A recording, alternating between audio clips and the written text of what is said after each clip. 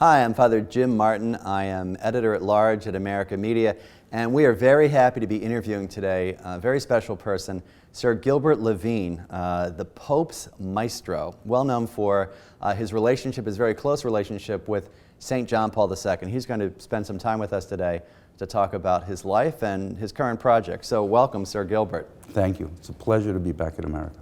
Now, before we get into your relationship with the Pope, you had served for many years as the director of the Krakow Philharmonic. How did you get into music as a profession? Music found me really, really early. There was a spinet piano in my house that my mother used to use to play folk songs. And I found it very, very early. I remember standing at it to play over it instead of sitting at it. And I just started playing it and playing it and playing it hours and hours a day. It just made noises that I found incredibly ennobling. I don't know how to describe it. It just filled me up. And I remember that I demanded lessons, that I demanded to find out more. And it was the opposite of a parent saying, "You have to practice, Johnny." It was, they couldn't keep me away. And that just continued until I saw Leonard Bernstein on the television. And he was infectious. He was an incredible communicator about music. His love of music was amazing. And I said, wow, you can do that? You can wave your arms and all these people play? That's amazing. And my mother wrote him a letter and said, what do I do with this crazy kid? And the answer came back, find somebody of impeccable credentials who can find out whether he's crazy or whether he really has what it takes. And so music was a part of my life from the earliest time. And it was a form of communication, and it just made me whole. It was an amazing way to spend my off hours and my on hours and every hour. You were born in New York City and went to Princeton University, but you eventually made your way to Krakow as the director of the Philharmonic. How did that come about? It was a very, very strange story. Krakow was in the middle of Poland, in the middle of communism, in the middle of the worst of the Cold War.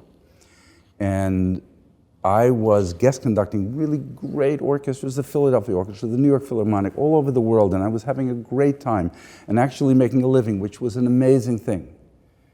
And there was an opening at the Krakow Philharmonic. I conducted a concert at the Minnesota Orchestra, and Krzysztof Penderecki, a very famous Polish composer, was sharing the podium with me, and he got the idea, and he was really the doge of Polish musical life.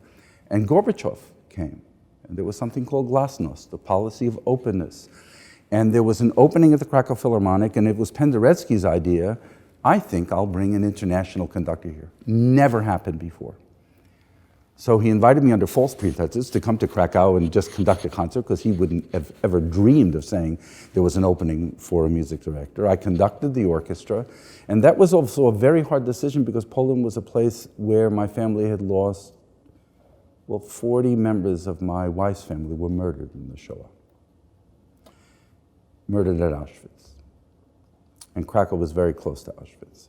So the notion of going to guest conducting this place was almost a visit to a place of martyrdom. And I cannot think, I couldn't think that it was a place that I would want to work. It was a place I wanted to go once to honor the dead, to say Kaddish for the murdered relatives. And then at the end of the concert there, Penderecki stood up and started yelling and screaming. It's the greatest concert. And then he comes to the airport and he says, you must be music director here. I said, are you crazy? Have you looked around? This is the Cold War. They just took the tanks out from out in front of the American embassy. And to make a long story short, I was crazy enough to accept the position as the music director of the Krakow Philharmonic. Not because I didn't love Krakow, because I did. Not because I didn't love the Polish people whom I came to love, but because it was a place of forbidding political environment, terrible political environment, and it was a place of horrors for me in terms of my memories of what it had done to my relatives.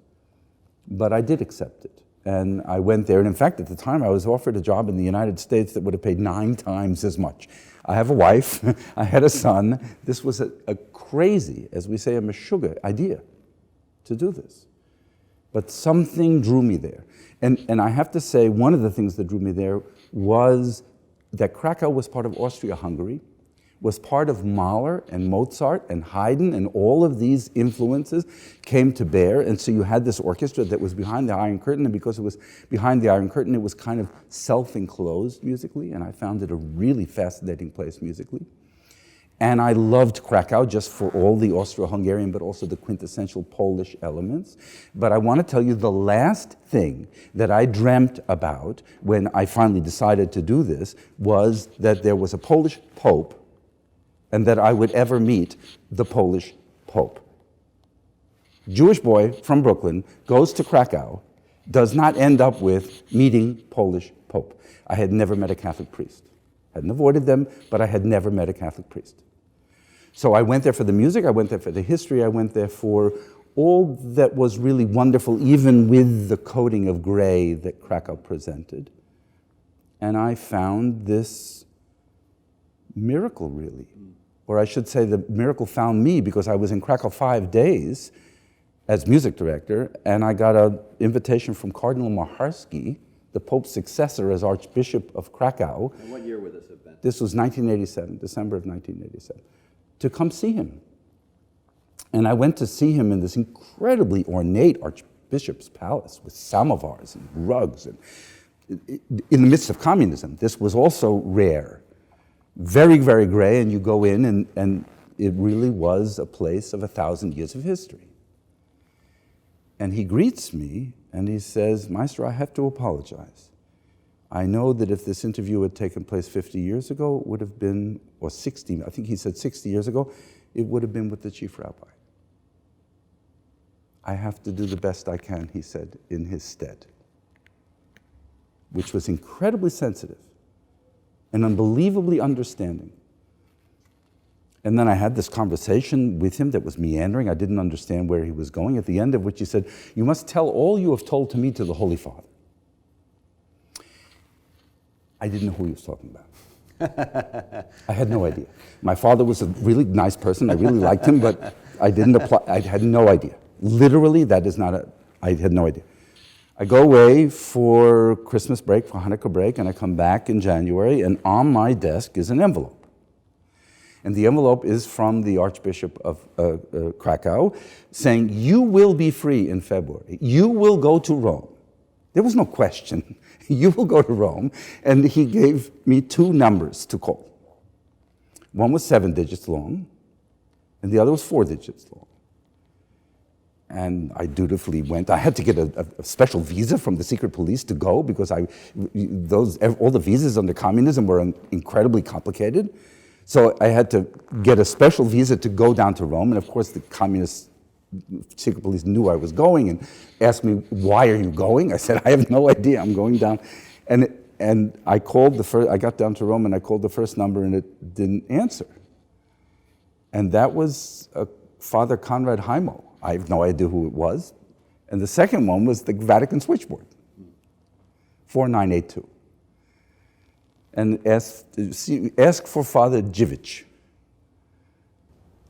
And you still have no idea. No idea. No idea. And it was not. And I finally reached Father Dziwisz, and he said, "Come to the bronze door." And I said, "Where's that?" And he laughs. He said, "Just ask your concierge. You'll find the bronze door." The next day, I go to the bronze door, and it's, of course, the entrance to the Apostolic Palace. And I go up to the office, and it's Father Dziwisz is the private secretary of John Paul. And he enters into this long conversation, seemingly meandering conversation, and says, "What are you doing tomorrow?" I said, "Well, I'm here." He said, "We'll come back here at 12:30. And is your wife here?" I said, "No, she's not here." He said, she should be. I called my wife. She's in New York. She said, "How do I do this?" She flies overnight. She does. She flies overnight. And the next day, I'm led in to make a long story short, through room after room after room after room, to the private library of the Pope. And she had been accompanying me.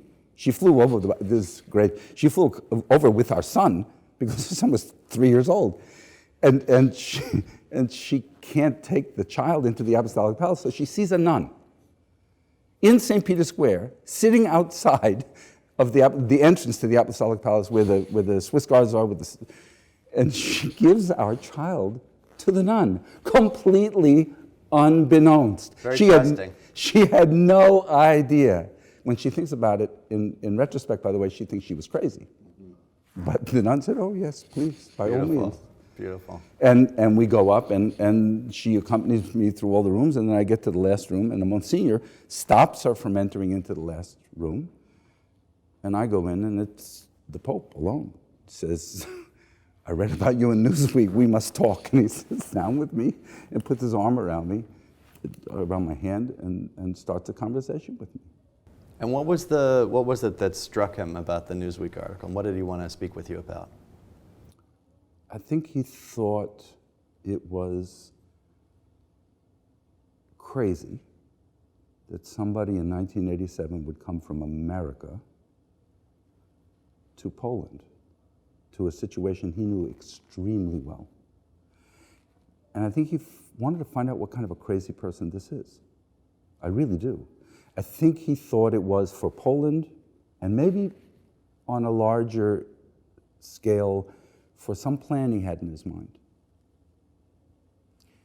And I had this conversation with him, which, believe me, I had never prepared. In fact, I spoke to somebody in the interim between the night and the morning who had been the deputy chief of mission at the Vatican Embassy of the United States, who was now consul general in Krakow. And I said, "What's going to? Oh, you're going to pass him by in the Apostolic Palace. It's called the Bacciamano. Don't say anything. He will just bless you, and you will never have anything to say. So don't worry. You will never have to say anything to the Pope. He'll just bless you." And instead of that, I'm alone with him. No note takers. Nobody. And we have this conversation, and at the end of the conversation, or it wasn't the end yet, but it was the end, I said, "Your Holiness, I believe you were put on this earth to make things better between your people and mine." It's completely chutzpahdik, completely crazy thing to say. I hadn't thought about it at all. If I had thought about it, I never would have said it. It's presumptuous, it's beyond belief. And he didn't say a word.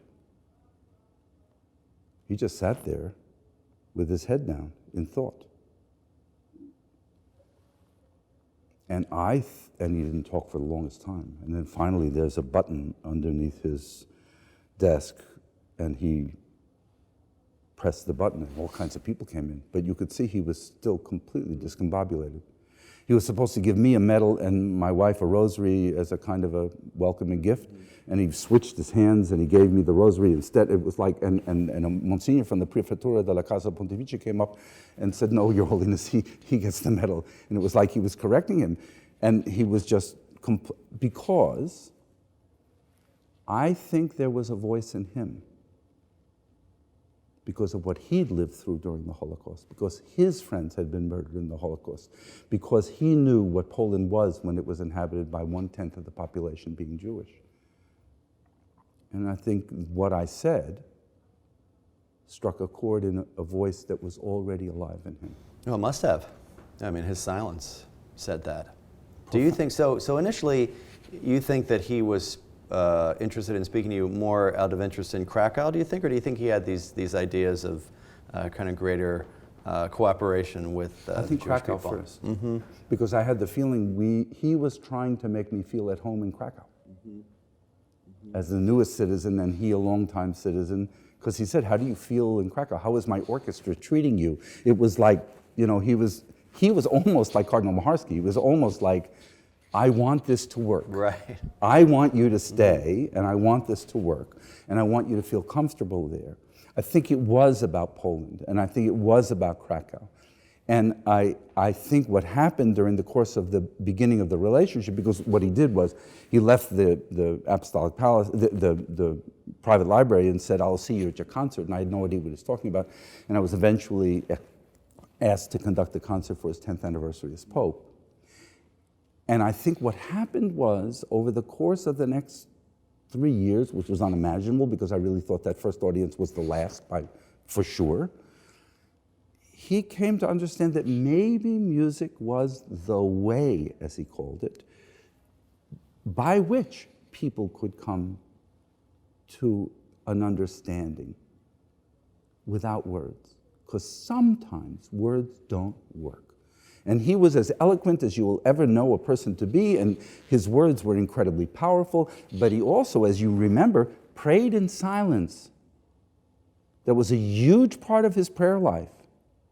And I think he came to understand over the first 3 or 4 years of our relationship that maybe my art could serve his purpose, could be a part of the way in which he was able to reach out to people, first to Jews, because I think that was a wound in him that he couldn't stop. Of course he couldn't stop it, but he witnessed what happened.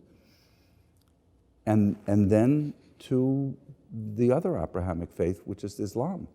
And I feel strongly that what happened was, it first was Krakow, then it was the larger message. And the message was that he would use music, use me and my art for his purpose.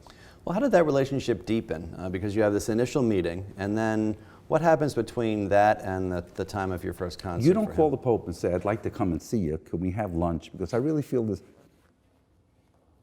He was in control of the entire relationship. So, for instance, I go to conduct the first concert for him, and at the when would this have been? This was December of 1988. And at the intermission, someone from the Casa Pontificia comes to me and says, the Holy Father would like to see you. I said, well, yes, I'm going to see him at the concert tonight. I'm sure he's going to be. No, he wants to see you. And who's here with you? And I said, well, my wife and my mother-in-law. Well, she should come too. And again, we're invited up to the private library. And again, he jokes with me. He says, Maestro, have you not had enough rehearsal time? I said, what do you mean? He said, I heard the Pope is coming tonight. It's an important concert. Have you had enough rehearsal time? And he was looking to calm me down, because this was worldwide television when you do something for the Pope. And he took my mother-in-law then aside. He knew about her from the Newsweek article about the fact that she was a survivor of Auschwitz, that she had grown up in his part of the world, in Silesia, on the other side of the border, as he said. And he encountered her and began ministering to her, and had a meeting with her that was absolutely amazing, because first he jokes with me, then he takes her aside, puts his arm around her, and starts talking to her in Polish. She just thought she might meet the Pope. I mean, at the concert, she didn't, and she was completely unprepared. And she came out of that meeting completely quiet. She couldn't speak. She walks through all these halls of the Vatican and walks out, and is just, she doesn't understand why he heard her, why he knew more about her story than she could imagine, why he could understand her pain in such a profound way. She was completely shocked. My father-in-law wouldn't even come. He was Anne Frank-like, across from Gestapo headquarters in Bratislava. He didn't want to have anything to do with any of this. My mother-in-law somehow opened herself, somehow found the courage to take this step, and he just, the relationship deepened on artistic grounds, where we would have conversations about art and about music and about on Jewish grounds, and on the issue of the Holocaust. And then I organized in Krakow a concert of remembrance and reconciliation in a synagogue in Krakow. And I really wanted Cardinal Maharski to come. I thought it was important. And he refused. And I went down to Rome just to talk to to Father Jewish about what I do. What do I do if there should be a church presence? And to make a long story short, he immediately takes me over to the Pope and Cardinal Lustiger, the Jewish Cardinal of Paris, whom I had met previously because I had done a concert in Notre Dame.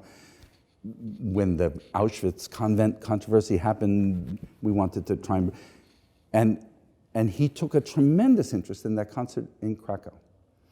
And you will be interested to know that the priest who came was a Jesuit friend of his. Father Stanislav Mushau, who there was a letter read from the cardinal, and it was kind of rote.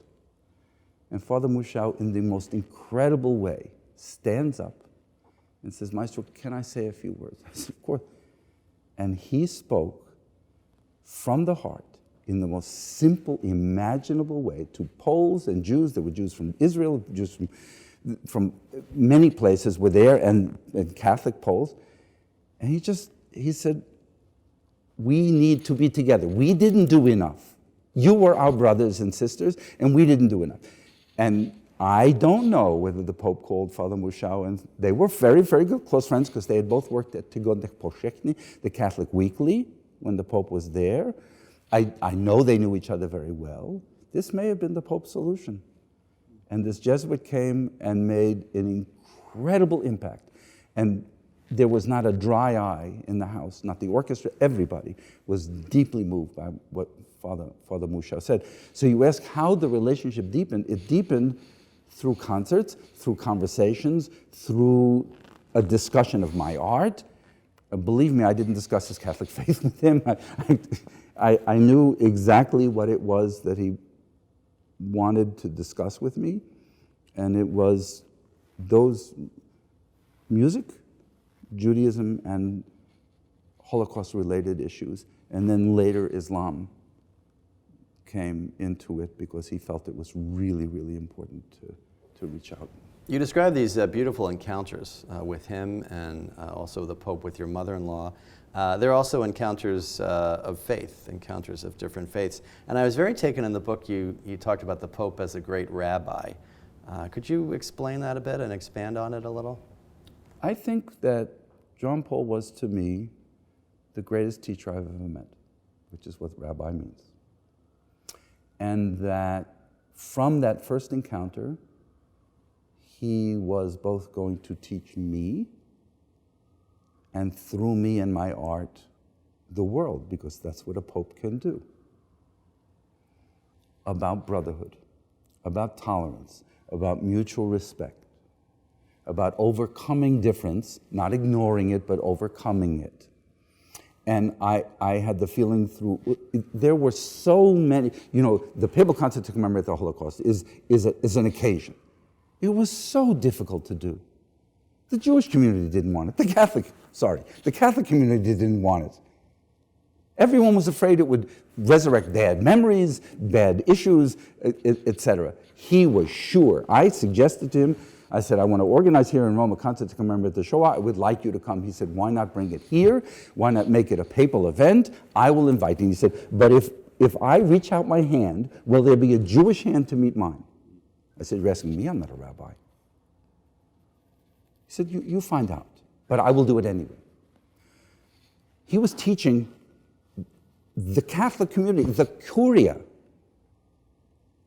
by his steadfastness, by his vision, by his willingness to make this happen. I think that he was, in all things he did in relation to what I experienced, teaching.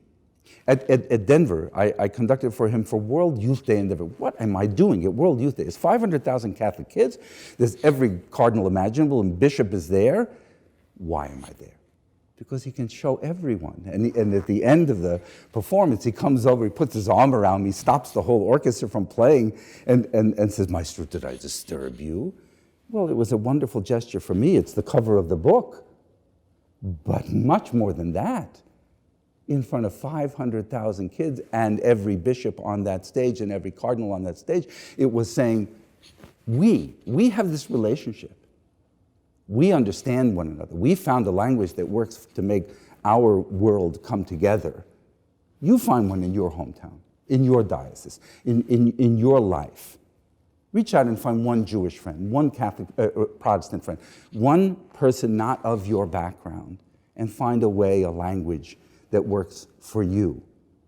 Teaching. He was teaching. As a rabbi does.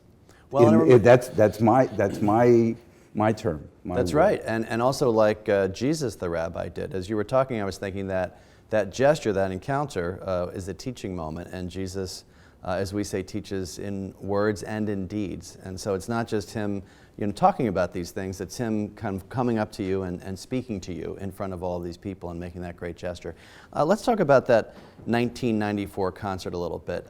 You alluded to the fact that there was some opposition among the hierarchy. Not just among the hierarchy, among every Jewish organization. Well, Everyone. Let's talk about from both sides. Yeah. Why on the Catholic side and why on the Jewish side, from your point of view? What I think happened was that small rapprochements were going on, small gestures were being undertaken. This would be a dramatic gesture if it went wrong, if it was misperceived in the Jewish community. As the cardinal who in charge of Catholic-Jewish relations said at the time, it could set back Catholic-Jewish relations by 30 years. And the Pope said, no, it is the right thing to do. He had a conviction that was enormous. Based on my suggestion, this is completely nuts. But he believed it. And I think there might have been those who were anti-Semitic.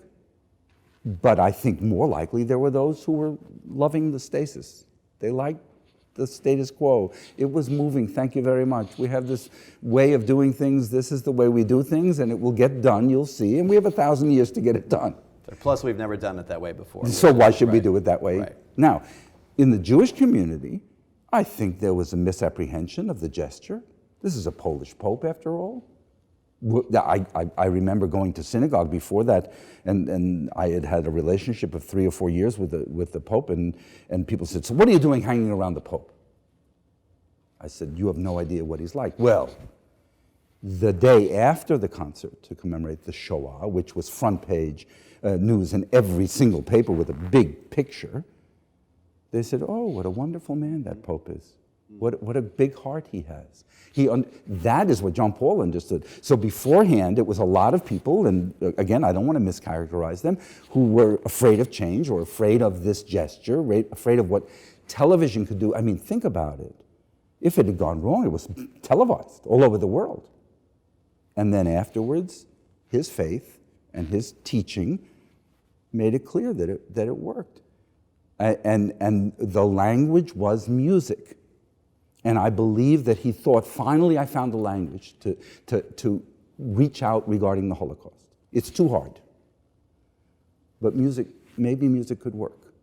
And I think he took my language, he learned my language, and used it for his own purposes in an incredibly powerful way. Now you mentioned the comment, people saying, you said, well, you don't know the Pope. Let's talk about that. I'm really very interested in that. What was he like as an individual, St. John Paul II? Biggest heart, a heart as big as the Capitol Dome. Asked about my children every single time I saw him. I thought he was going to sit down with my son Gabriel and play chess with him. He asked about David's violin playing. He was solicitous of my mother-in-law. He was funny with me, really, really funny.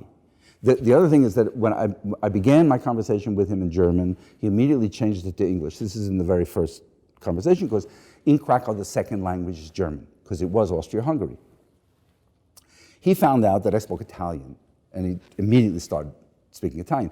18 months into my appointment in Poland, I come back in August of 1989, I guess it was, and I spoke Polish to the orchestra. Instantly, he knew. First of all, the communication between Krakow and Rome was like jet stream. It was unbelievable. Something happened in Krakow, he knew about it. And I go in to see him in September, I guess it was, of 1989. He said, why are you breaking my head? You speak Polish now. Teraz tylko po polsku, only in Polish. And my entire relationship with him from that point on was in Polish. And his sense of humor was even better in Polish. He was, even though he speaks, I don't know, 25, I don't know how many languages he spoke, Polish was his native language. And he could feel like I was a little bit a part of the Mishpucha. Cardinal, Father Jewish, then Monsignor Jewish, then Bishop Jewish, also spoke to me only in Polish. And so, frighteningly, if you think about it, these incredibly complicated conversations about a papal concert to commemorate the Shoah took place in Polish. It's their language, it's not mine. And he kept saying, your Polish is a miracle. I said, your Holy Father, if you only knew. Speaking of miracles, what's it like to have known a saint? It's surreal. First of all, to know a pope was surreal. Mm-hmm. To have the second audience with the pope, because I really thought after I left that first day, I'd had the experience of a lifetime. That's the only time I'm ever going to see him. We have saints in Judaism too. We don't call them saints. They walk among us and we don't know them. Well, I knew, and if you knew him up close, there was an incredible goodness, an unbelievable goodness about him. You didn't imagine disappointing him. You didn't imagine you didn't imagine saying yes to him and then not doing it, even if it was the craziest thing in the world. He was deeply trusting of me in a way that I was not yet of myself. In 1995, Rabin was murdered. And I was called to the Vatican, and I went to see Monsignor Dziwisz, and he said, the Pope wants to see you. And I said, where? He said, in St. Peter's. And I go to St. Peter's, and there's a mass going on, a funeral mass of a cardinal who had died. And the head of the Swiss Guard comes and takes me from the entrance and puts me next to the organ works. And the end of the mass happens, and everyone leaves, including the Pope, who went into a door that wasn't a door. It doesn't exist. There's a cutout in the marble. There's no doorknob, nothing. And he disappeared. And then cardinals and archbishops are coming out who had celebrated the Mass, and they look at me and said, what are you doing here? I said, I have no idea what I'm doing here. Turned out that was his private chapel. And he had gone in there to pray about the soul of Yitzhak Rabin, about peace. And he invited me in to pray with him. Not Catholic prayer, silent prayer. And it was the most extraordinary experience I've ever had, because my prayer leads to music, and I started imagining music, and he's sitting there, and he's moved from sitting to a prie-dieu, and they move me sideways. Dziwisz is there, and he moves me sideways to look at the face of the Pope, not to look at the crucifix. And he comes up to me after I don't know how many minutes, and grabs my hand and looks me in the eye and says, with him gone, can there be peace? He looks me in the eye, and my eyes were closed. I couldn't look back. But I was thinking, me? You're asking me?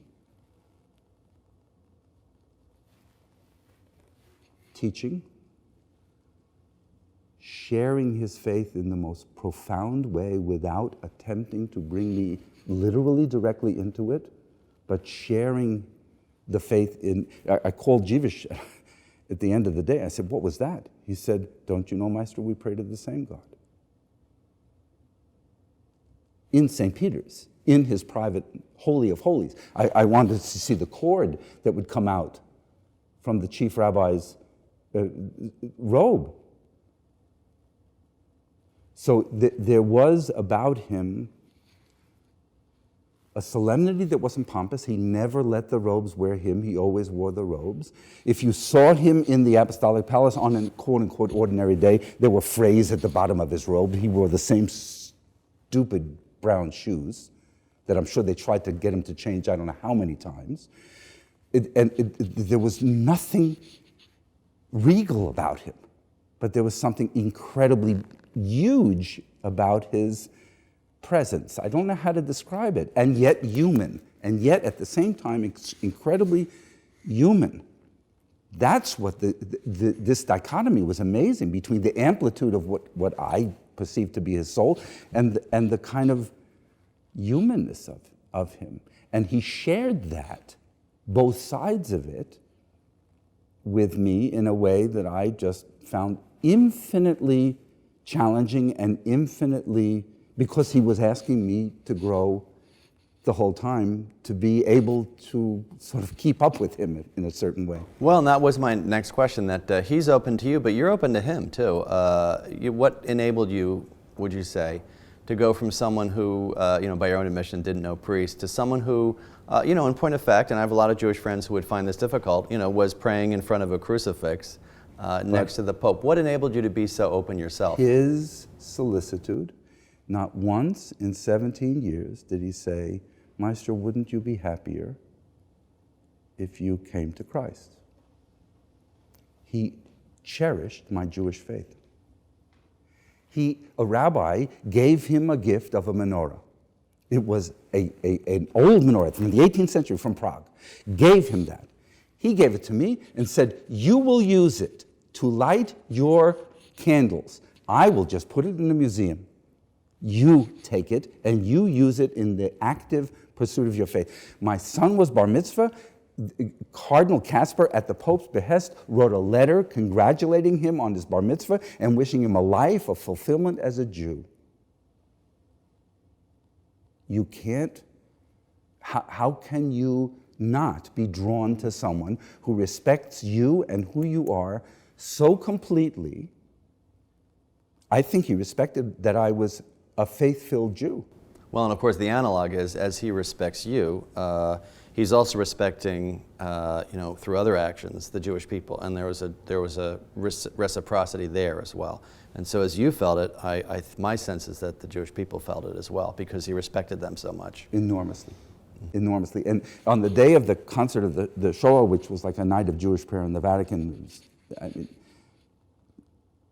he received Holocaust survivors.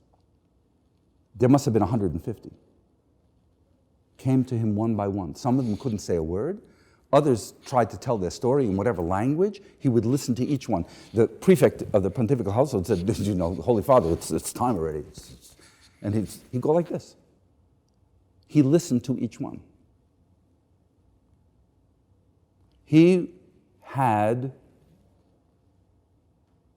it was seemingly an endlessly growing soul that was able to reach out to people and make them feel that they were important as human beings, as spirits, to him. And he did that to my mother-in-law. My mother-in-law was closed to the world. You have to understand, she's lost everything. She's lost her mother, her father, her brother, every relative except one. She was turned down when she went back to her hometown to go to her house, and they said, you never lived here. Take that piano that's on the third floor and get it out of here because we don't want it, but you don't belong here. So she was completely closed. He opened her up. She died, a woman who was who saw this light and enjoying her grandchildren. He did that. To me, if they were looking for a third miracle, she was it. And my wife and my brother-in-law said it. He saved her in every conceivable way because she was completely closed in, and rightly so. Rightly so. She had seen the worst, much worse than you can imagine. And from the very first day he met her, there was a solicitude, a grace, an incredible spirit that he nurtured her. And she felt it. And she died transformed. I'm just saying it was mutual because he reached out to us.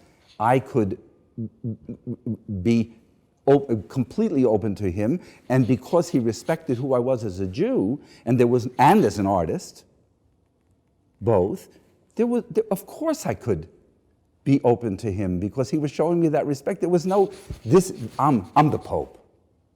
I'm this guy on the wall. I'm a guy in a throne. There was zero aspect. Well, yeah, and you're describing a saint very well.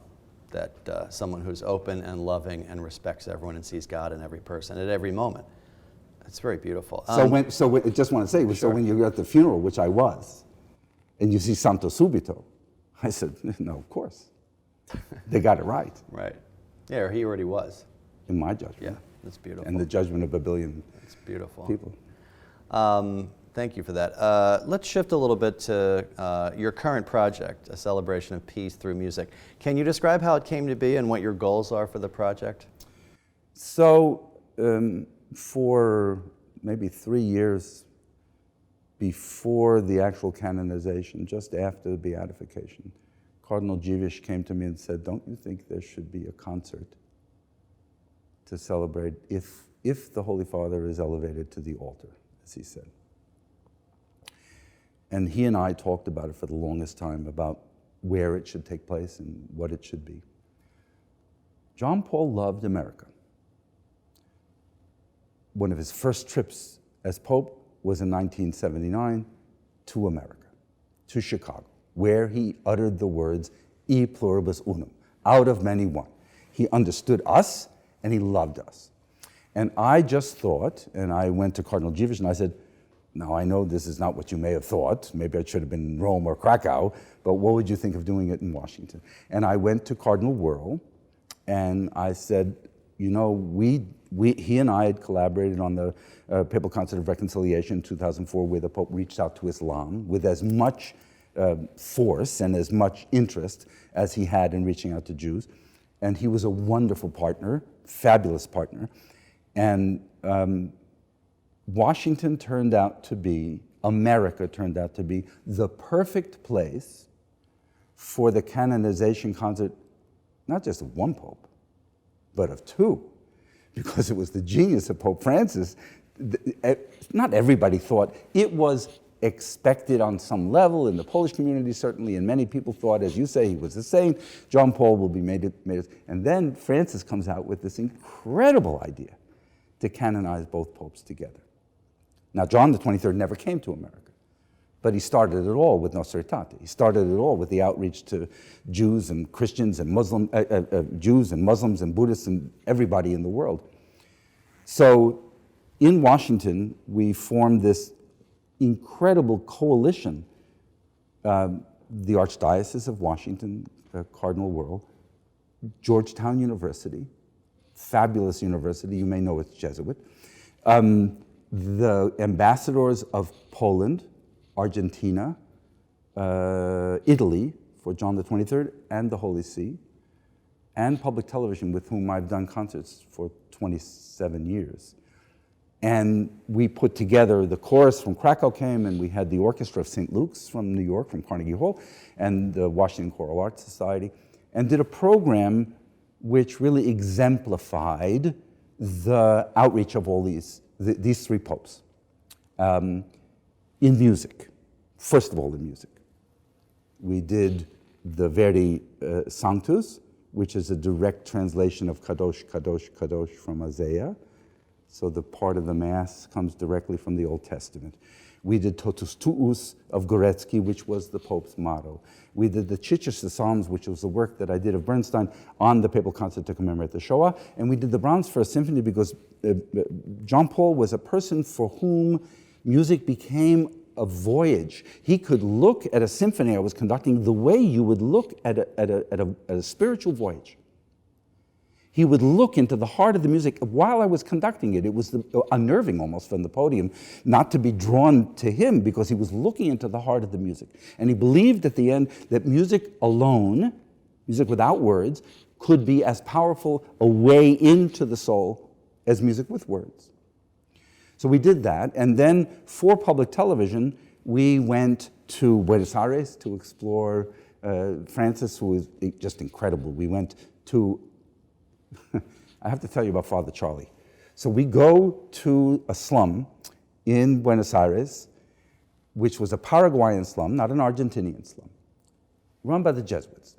The church was run by the Jesuits. And Father Charlie comes up to me and says, I don't know if I trust you. I said, what do you mean you don't know?